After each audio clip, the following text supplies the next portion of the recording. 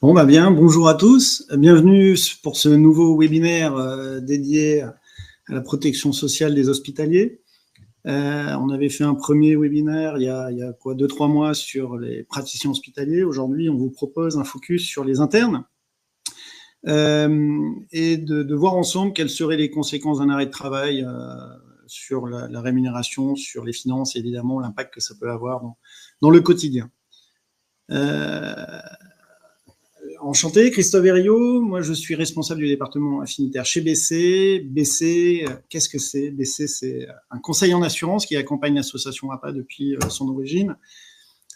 Spécialiste de la protection sociale, spécialiste de la fonction publique hospitalière et également gestionnaire des contrats de l'APA et distributeur des contrats de l'APA. Voilà, donc c'est BC qui accompagne l'APA sur tous ces programmes d'assurance et de gestion de contrat. Je me présente, Michael Ferradias, expert en protection sociale auprès de BC. Alors, un petit tour sur l'ordre du jour. Ce qu'on va vous proposer, c'est 3 temps, 4 avec les questions-réponses. Tout d'abord, parler un petit peu de vous, les internes. Quelles sont les problématiques que vous rencontrez? Quelles sont aussi un petit peu les carences de la protection sociale?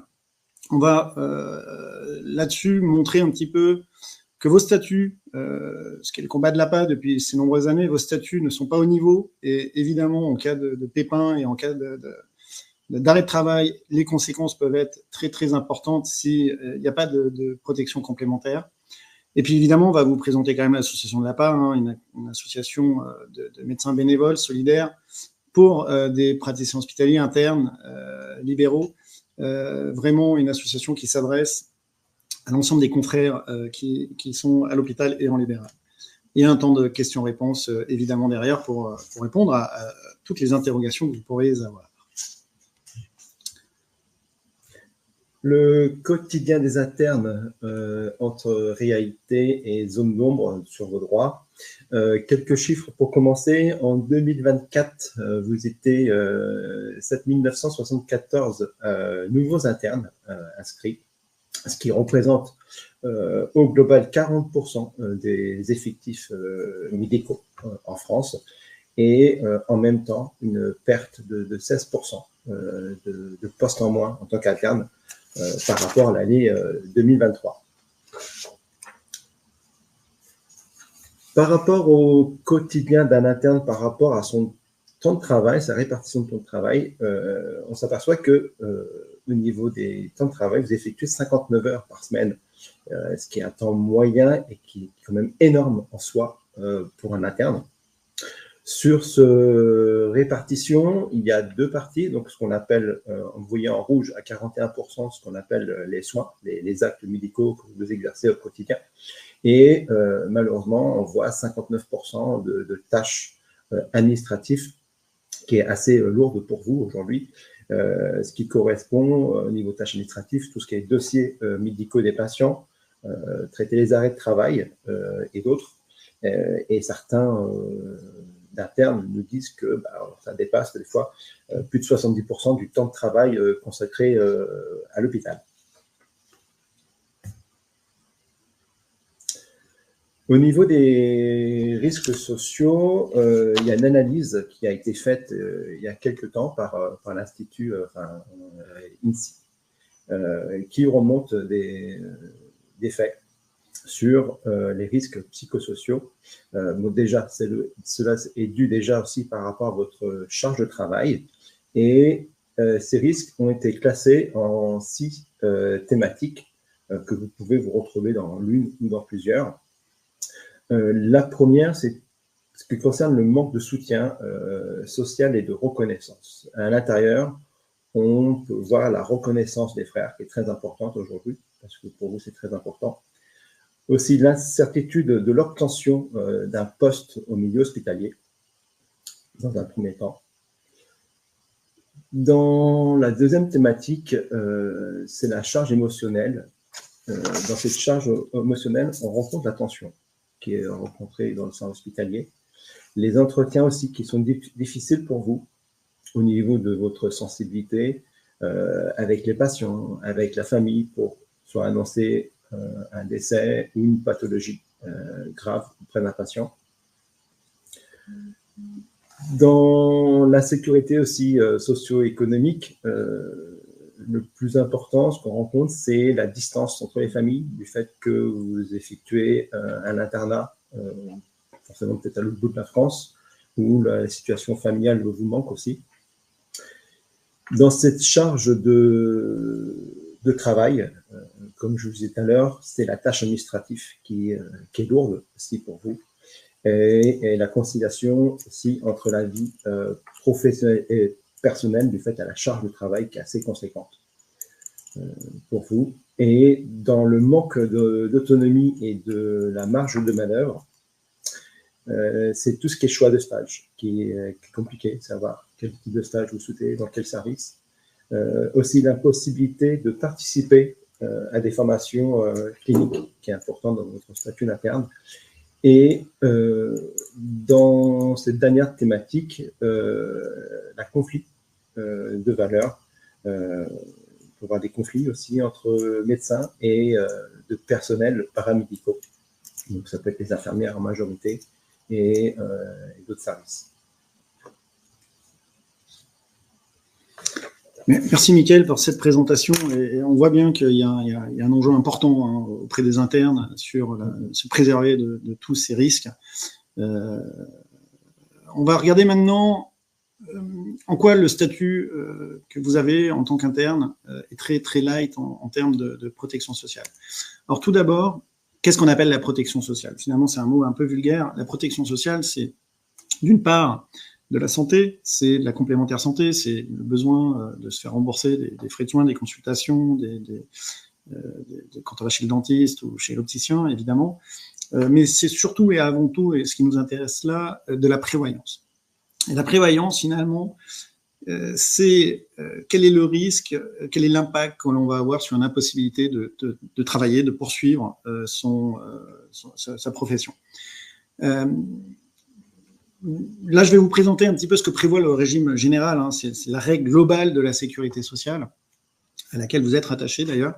3 postes. L'arrêt de travail. L'arrêt de travail, c'est des arrêts qui peuvent être plus ou moins longs. Ça peut être court, ça peut être une grippe, c'est en général une dizaine de jours. Ça peut être beaucoup plus long en fonction d'une maladie qui se déclencherait, d'un accident, ça peut s'installer dans le temps. Donc, c'est de quelques jours à maximum 3 ans l'arrêt de travail. Et dans ce cas-là, la sécurité sociale verse à partir du 4e jour, il y a toujours 3 jours de carence en cas de maladie, verse à partir du 4e jour des indemnités journalières.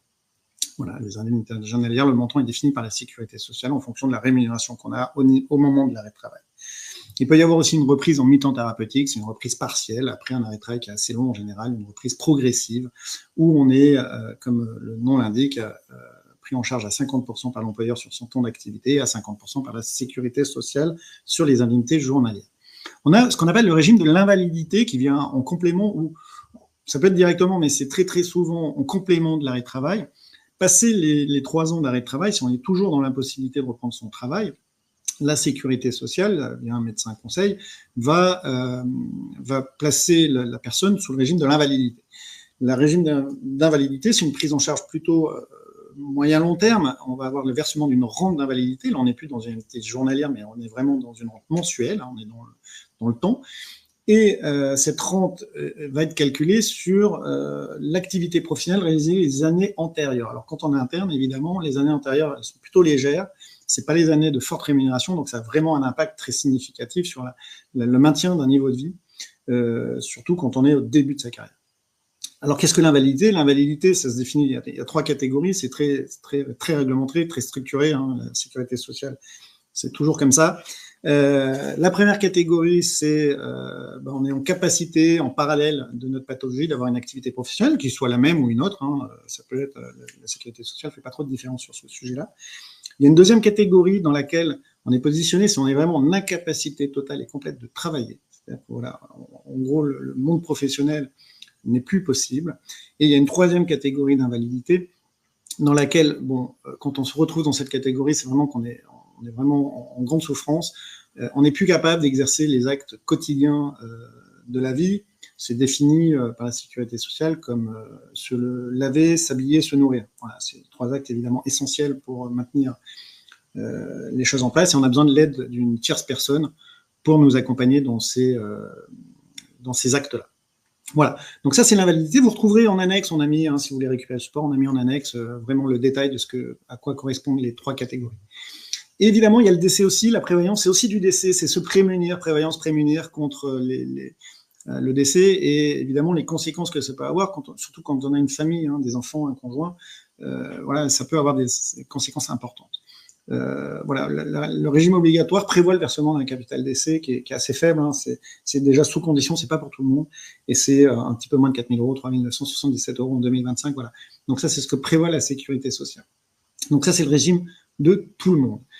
Si on veut apporter un focus sur vous, les internes, et le statut des internes, ce qu'il est important de constater, c'est que déjà, on va avoir un jargon un peu différent parce que la fonction publique reconnaît 3 types de congés maladie. Il y a le congé ordinaire de maladie, qui est 90-95% des arrêts de travail en général se retrouvent en fait dans cette catégorie de congé ordinaire de maladie. Quand on est en congé ordinaire de maladie, quel va être le maintien de salaire de l'employeur? Il va être, il va être assez faible. Déjà, il y a le jour carence qui est incompressible pour tous les agents de la fonction publique. Et depuis quelques mois, depuis 2 mois même, le maintien de salaire ne se fait plus à hauteur de 100% les premiers temps, mais de 90%. C'est-à-dire que dès le 2e jour d'arrêt de travail, on est pénalisé, on est à 90% pendant 3 mois de sa rémunération de base et de certaines primes et indemnités, mais pas toutes. À partir du 4e mois, on tombe à 50% du maintien de salaire. Le statut prévoit une chute très rapide et importante du salaire au bout du 4e mois d'arrêt de travail. Alors, ça peut paraître long, 4 mois, on peut se dire, il n'y a pas de risque, mais si on est dans certaines pathologies, certaines maladies, ça peut s'installer un arrêt de travail dans le temps, on ne sait jamais trop comment ça va évoluer. Donc 50%, c'est très faible, et à partir donc ça c'est 6 plus 3, ça fait 9, à partir du 10e mois, il n'y a plus rien. Voilà, c'est-à-dire que l'employeur ne verse plus de complément de rémunération. 10 mois, on se retrouve sans rien. Voilà, là, c'est ultra problématique. Il n'y a que les indemnités journalières de la sécurité sociale qui sont présentes, et on sait qu'elles représentent à peine 35-40% de la rémunération globale. Voilà. Donc, voilà comment ça se passe en cas de congé ordinaire maladie. On va retrouver d'autres types de congés. Vous les trouverez aussi en annexe, ce qu'on appelle le congé longue maladie et le congé longue durée. C'est des congés en fait, il y a des listes de pathologies dans lesquelles on se retrouve dedans, on intègre ces types de congés, et c'est défini par des comités médicaux au sein des hôpitaux, et c'est l'ARS qui publie, qui va valider finalement le positionnement dans ces catégories-là. Dans ces catégories-là, il y a un maintien un petit peu plus long en termes de temps, mais qui n'est toujours pas au niveau en termes de maintien complet. C'est-à-dire que dans aucun cas, on sera à 100% de sa rémunération. On va se retrouver dans ces 2 derniers types de congés, à 2 tiers de rémunération les premiers temps et à 50% de rémunération dans un 2e temps. Voilà. Donc, on a toujours une perte de rémunération. Enfin, le décès. Qu'est-ce que prévoit le statut? Vous cotisez à l'Ircantec, qui est la caisse des agents non titulaire de la fonction publique, et l'Ircantec prévoit du coup un capital d'essai de 75% de la base de cotisation des 12 derniers mois. Donc on peut donner une fourchette, c'est assez relatif, puisque évidemment en fonction de l'année d'internat, on n'a pas la même rémunération, mais c'est en gros entre 12 et 20 000 € selon l'année d'internat de capital d'essai en cas de décès. Mais on se rend compte que si on a une charge de famille, c'est très clairement insuffisant. Voilà. Donc, ce qui est important de comprendre, c'est que le régime obligatoire que je vous ai présenté tout à l'heure, le vôtre, les statutaires en tant qu'interne, en cas de coup dur, en cas d'incapacité de travailler, que ce soit court ou moyen, voire long terme, il y a des conséquences qui sont totalement importantes et sur lesquelles il faut essayer de se prémunir. Voilà, c'est ce que propose l'APA, justement. On va vous parler un petit peu de l'association. C'est une association de praticiens hospitaliers qui sont évidemment engagés, qui sont évidemment bénévoles. On parle d'une association loi 1901 qui a depuis 45 ans ce combat de venir compenser un petit peu ce que font pas les statuts, c'est-à-dire les carences statutaires. L'APA les a constatés il y a fort longtemps et depuis 45 ans met en place des programmes de protection sociale exclusivement destinés aux internes, aux praticiens hospitaliers libéraux, aux médecins, pharmaciens, vraiment dans le monde médical et exclusivement pour le monde médical parce que le mode de rémunération est très spécifique, parce que le fait de travailler essentiellement à l'hôpital, si on parle uniquement de la carrière hospitalière et des internes, c'est des spécificités importantes. On l'a vu tout à l'heure sur les risques psychosociaux. Évidemment, quand on vit tous ensemble, c'est plus compliqué, ou ça a des avantages, mais c'est aussi des inconvénients en tous les cas. Donc voilà. Donc l'APA, aujourd'hui, c'est quand même 10 500, un peu plus de 10 500 adhérents, donc c'est très représentatif. C'est 25 000 personnes couvertes par les contrats de l'APA, donc ça intègre les conjoints et les enfants. On voit quand même une belle représentativité de l'association. Et c'est une association qui, au-delà de militer, de combattre un petit peu les lacunes des statuts, va venir apporter aussi des actions. On l'a vu tout à l'heure avec Mickaël qui nous a parlé un peu des risques psychosociaux. C'est des leviers qui sont beaucoup repris sur des symposiums. L'APA était, par exemple, la semaine dernière sur un congrès de pharmaciens où il y a eu un symposium d'organiser sur les risques psychosociaux et les conflits à l'hôpital avec des administrateurs qui sont venus particulièrement experts et engagés sur ces sujets-là, qui sont venus participer à ce symposium. Il y en a eu d'autres sur d'autres événements. Il y en aura encore d'autres à venir pour par exemple, les 45 ans de l'APA bientôt en septembre. L'APA aussi, c'est une association qui va venir en aide, qui va venir accompagner des situations difficiles de ses adhérents. Un fonds d'intervention financé à 100% par l'association, par quelque part ses adhérents qui participent aussi à la vie de l'association, reverse une grosse partie de ses revenus au niveau d'un fonds d'intervention qui va s'adresser finalement quand on est en situation d'accident de la vie, quand on est en situation d'handicap, s'il y a besoin d'aménager un véhicule, une salle de bain, un palier d'entrée parce qu'il y a une marche, ou qui peuvent venir aussi en difficulté financière. Il peut y avoir des moments de vie dans lesquels on se retrouve en difficulté. L'APA est là pour soutenir ses adhérents et le fait tous les ans de façon assez significative. C'est évidemment anonyme, il n'y a pas de regard sur la personne, etc. Mais voilà, l'APA participe toujours de façon importante tous les ans sur ces situations-là. Et en parallèle de ça, d'autres travaux menés par l'association APA sur les risques psychosociaux, justement. Depuis 18 mois, il y a une plateforme qui a été mise en ligne qui s'appelle Coup de Blues. Le jeu de mots est plutôt sympathique. C'est une plateforme qui est dédiée uniquement aux médecins, aux internes, mais exclusivement au monde médical des soignants, dans laquelle on va retrouver, c'est un centre de ressources finalement quelque part en ligne, qui vient donner de la visibilité sur les risques psychosociaux. On a essayé de vous les détailler tout à l'heure, plus spécifiquement sur vous, les internes, mais globalement, c'est beaucoup de fiches techniques, pratiques, qui sont faites par des spécialistes du sujet. C'est des témoignages, c'est des podcasts. On a l'ancienne présidente de l'ISNI qui a fait un témoignage très fort et poignant sur ce qu'elle a vécu elle-même. On va retrouver tout ça dans cette plateforme-là. Évidemment, c'est pour partager, c'est pour essayer de mettre des mots, c'est pour essayer de ne pas rester isolé face à une situation qui peut être compliquée. On n'ose pas forcément se montrer, mettre en avant qu'on peut se retrouver en difficulté. L'idée, c'est vraiment que, en autonomie tout seul ou à plusieurs, mais on puisse aller sur un environnement sur lequel on va se sentir un petit peu, on peut se ressentir concerné. Et si c'est le cas, la plateforme va orienter vers des numéros d'accompagnement, vers des chats d'écoute, des plateformes d'écoute. Voilà. La plateforme mise en place par l'APA ne propose pas une prise en charge, mais oriente en fonction, si on est interne, il y a des organismes spéciaux, plus spécifiques, on va dire plutôt, qui peuvent accompagner, etc. Et voilà. Donc, c'est quelque chose qui est porté par l'APA sur, une fois de plus, son propre budget, c'est libre de droit d'accès. On peut télécharger tous les supports qui sont derrière. Il y a aucune ambition commerciale derrière cette plateforme-là, évidemment.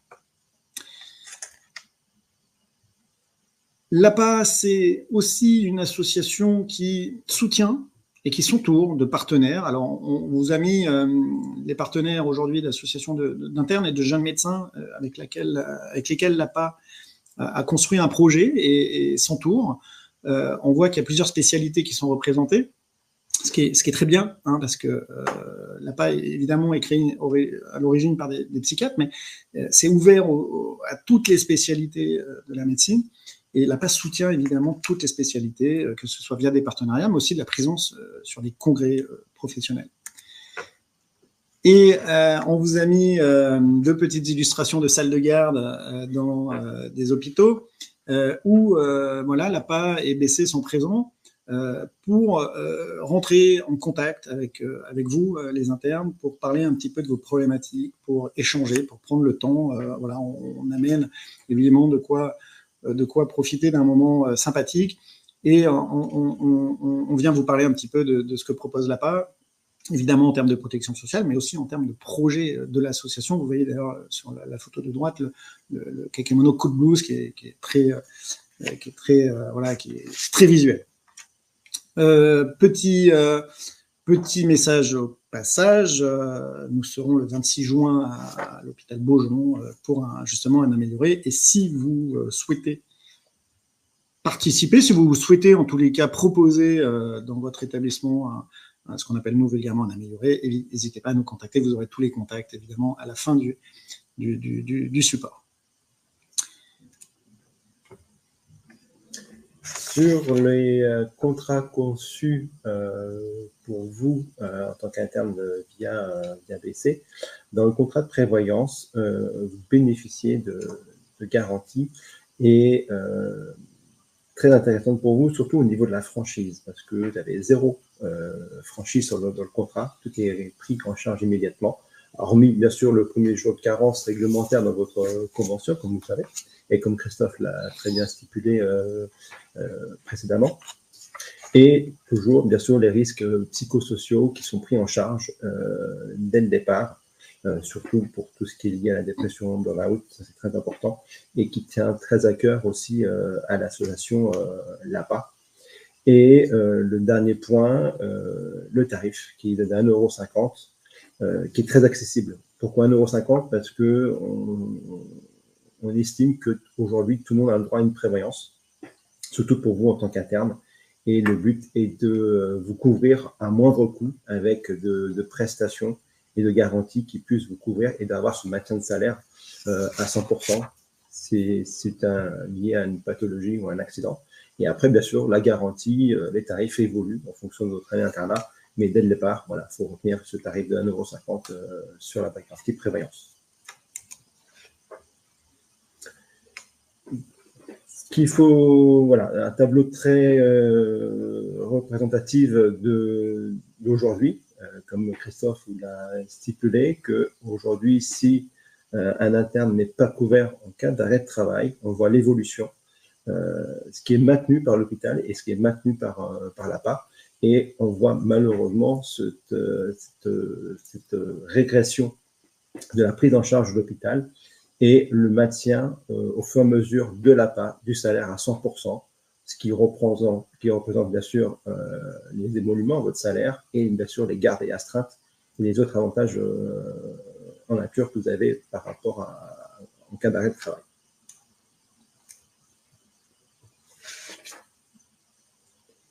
Au niveau des contrats, en cas de décès, c'est un sujet effectivement qu'on amène, qui peut être intéressant pour vous et vos proches. Sachez que vous êtes quand même couvert à hauteur de 100%. Et comme je vous l'expliquais tout à l'heure, du fait à votre surcharge de travail, vous risquez d'avoir un accident de circulation, que vous soyez piéton ou en trottinette ou à vélo. Et le risque d'avoir un accident sur la route, ça peut arriver. Et nous avons le maintien de salaire. Enfin, on vous couvre avec cette garantie d'essai bientôt à 100%. Et en même temps, en tant que chef de famille, on vous couvre avec un capital d'essai qui est de 23 550 €, qui correspond au plafond de la sécurité sociale à hauteur de 50%. Et vous avez une majoration par enfant qui est pris en charge et que vous puissiez verser une rente d'éducation pour votre enfant pour après soutenir ses études par la suite.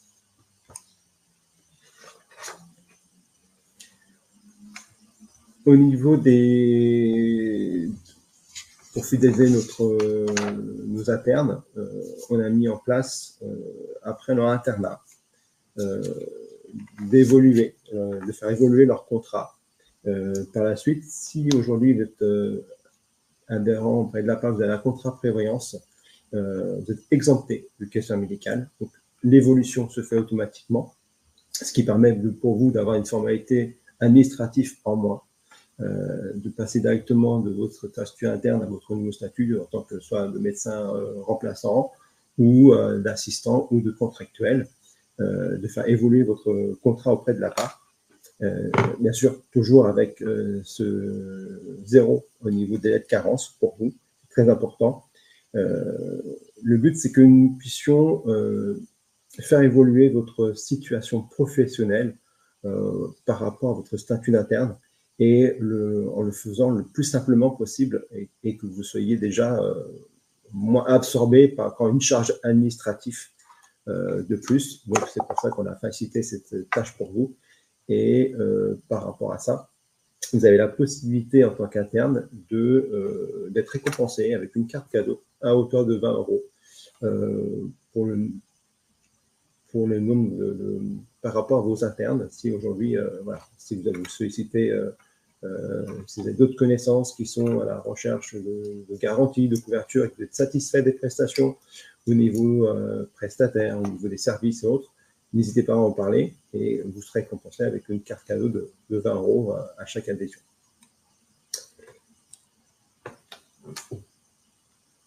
Ensuite, au niveau de l'APA, après notre internat, voilà, le but c'est que nous soyons présents auprès de vous conseiller, de vous guider sur votre avenir, on va dire, professionnel. C'est une charge pour vous en moins et d'être auprès de nous et qu'on puisse vous guider sur l'ensemble des garanties santé et prévoyance.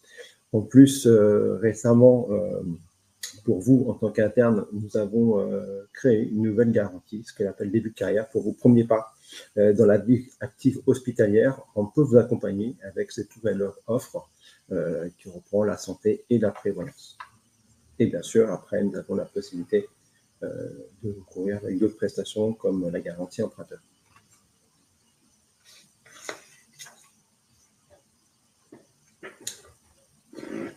Vous avez à votre disposition un site qui est assez intuitif, hein, qui est assez simple et qui est sympa aussi. Donc, à fin de compte, qui permet de faire des simulations en ligne en toute autonomie. Des simulations, bien sûr, sur la garantie santé et prévoyance, ou même sur une préventielle.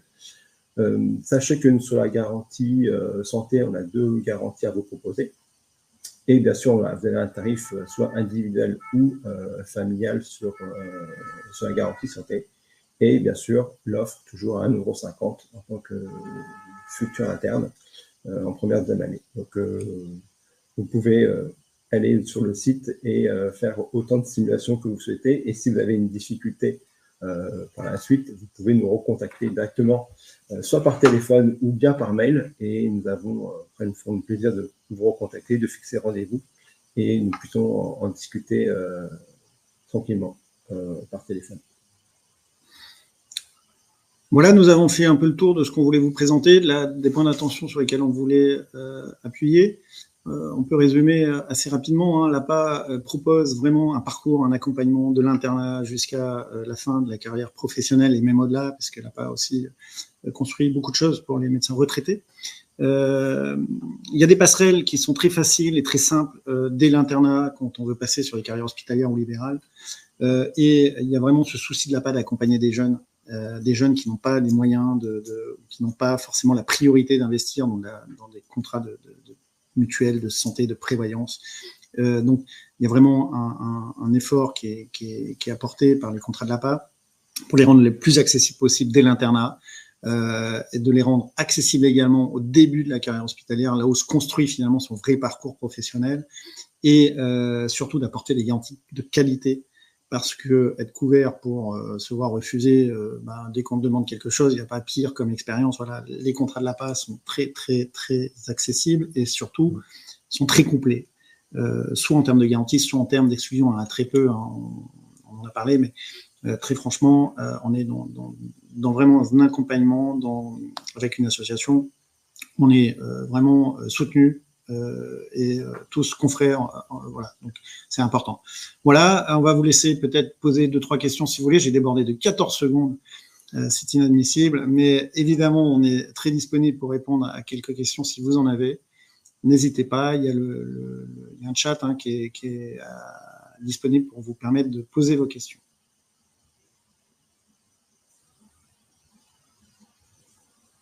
Ah, je n'avais pas vu, mais il y en a déjà. Une de mes collègues a déclaré une maladie grave. Elle s'est aperçue qu'elle perdait beaucoup de revenus. Est-ce que vous auriez une solution pour elle? Bah oui, c'est ce qu'on vient de vous proposer. Alors c'est toujours mieux de se prémunir avant, évidemment, ou plus tôt. C'est pour ça qu'on l'a écrit sur un des documents qu'on a partagé. Se couvrir tôt, c'est se prémunir de tout risque. Évidemment, plus on est jeune, normalement, on est en bonne santé. Mais évidemment, on peut toujours intégrer des contrats. La prévoyance est soumise quand même à un questionnaire médical à l'entrée.